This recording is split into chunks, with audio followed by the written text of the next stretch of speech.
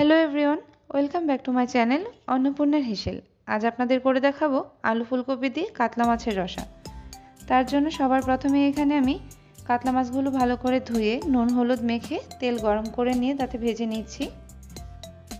মাছের একটা সাইড ভেজে নেওয়া হয়ে গেলে উল্টে দিয়ে অপর সাইডটাও ভালো করে ভেজে নেব।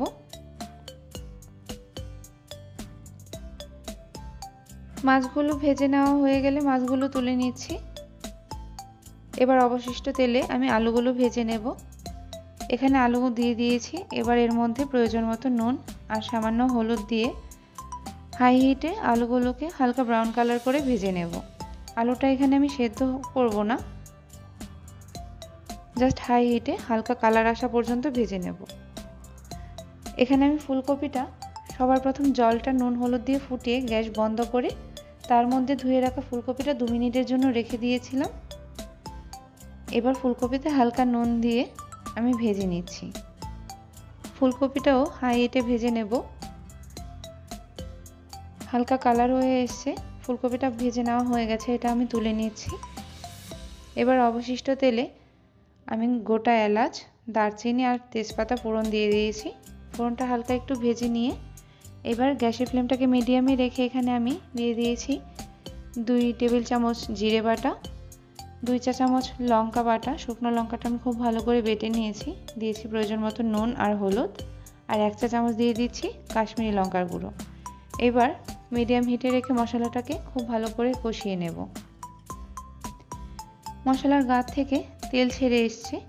এবার এখানে আমি আরও সামান্য জল দিয়ে মশলাটাকে আরেকবার তেল ছেড়ে আসা পর্যন্ত কষিয়ে নেব। মশলার গা থেকে তেল ছেড়ে এসছে, তার মানে মশলাটা ভালো করে কষানো হয়ে গেছে। এবার এখানে আমি যে আলুটা ভেজে রেখেছিলাম সেই আলুগুলো দিয়ে দেব। আলুগুলো দিয়ে মশলার সাথে 2 মিনিট মতো একটু কষিয়ে নেব। এখানে গ্যাসের ফ্লেমটা আমি মিডিয়ামেই রাখছি। এবার দিয়ে দিচ্ছি ভেজে রাখা ফুলকপিগুলো। ফুলকপিগুলোকেও সব কিছু একসাথে মিশিয়ে 2 মিনিট মতো কষিয়ে নিচ্ছি। কষিয়ে নেওয়া হয়ে গেলে গ্যাসের ফ্লেমটাকে লো করে দিয়ে ঢাকনা দিয়ে ঢেকে দেব 5 মিনিটের জন্য। 5 মিনিট পর ঢাকনা খুলে এখানে দিয়ে দিচ্ছি 2টো টমেটো। 2টো টমেটোকে আমি কেটে নিয়েছিলাম বড় বড় করে, সেটা এখানে দিয়ে খুব ভালো করে মিশিয়ে নিয়ে আবারও আমি 2 মিনিটের জন্য ঢাকনা দিয়ে দিয়েছি। এবার ঢাকনা খুলে আর একটু নেড়ে চেড়ে মিশিয়ে নিচ্ছি। এবার এখানে একটু চেক করে নেব আলু ফুলকপিগুলো খুব ভালো করে সেদ্ধ হয়ে গেছে।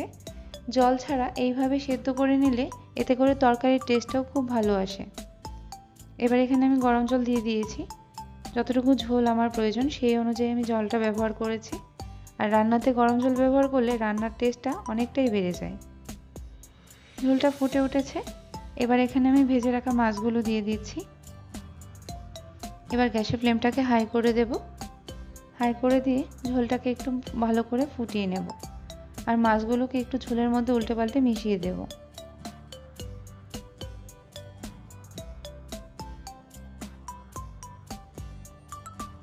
একটু নেড়ে চেড়ে মাছগুলোকে মিশিয়ে দিচ্ছি।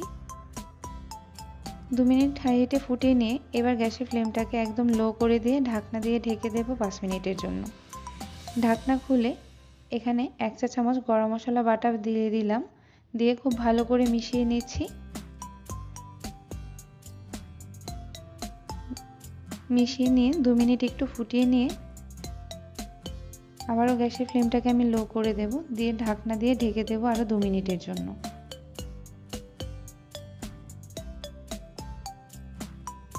এবার ঢাকনাটা দিয়ে দিচ্ছি।